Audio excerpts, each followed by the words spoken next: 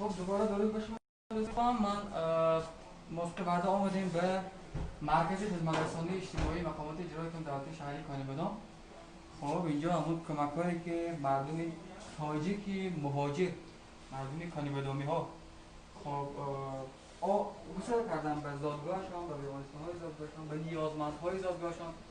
خب آوردن اینجا فعلا من شاهدی واقعا میخوام به شما برسانم این اطلاعی که این کمک از جانب کانیبدامی هایی که فعلا در روسیه هستند فرستاده شده است. من خیلی خوشحالم از این تشکری تمام مردم کانادا به ایشان برسانم. موادهای انتیسپتیکی، کتاب‌های نمناک، داروباری حتی برای بیماران. خب من امیدوارم که این خیرشان قبول شود به جانب خداوند. خب السلام علیکم. خب عید مبارک، توفه مبارک.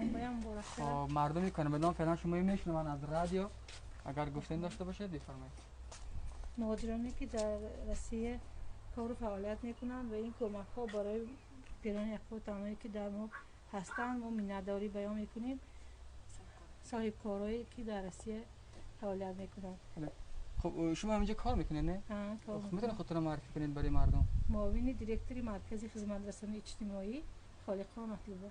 خب سلامت باشید، رحمت بری صحبت مبارک باشد دوباره.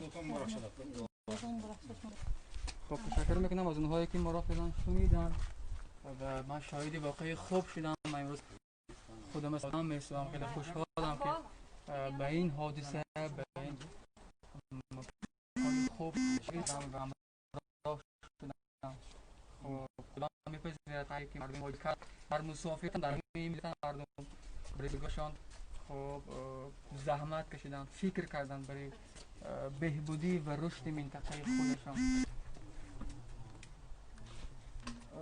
خب اینجا میخوام دیگه شما رو با خدا سپارم مردم عزیز. اگر که بچه ها بیان که ما جای دیگر میریم، اگر که باشد باز یک اقدام دیگر من دوباره با ما پیوست میشم، اگر که نه تا بگاه پدرو دوستانی خوبم.